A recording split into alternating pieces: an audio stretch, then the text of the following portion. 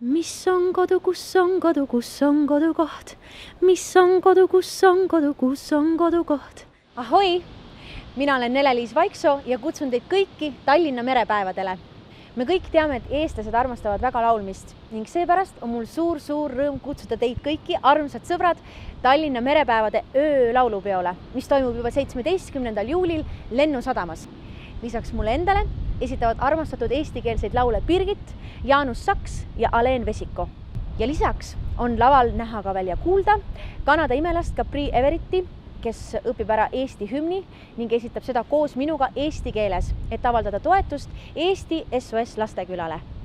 Mina olen kohal, tule sina ka. Kohtumiseni Tallinna merepäevadel. Kodus ei ole koda, millel akenuks. Ilma kodutundeta me jääme kodutuks.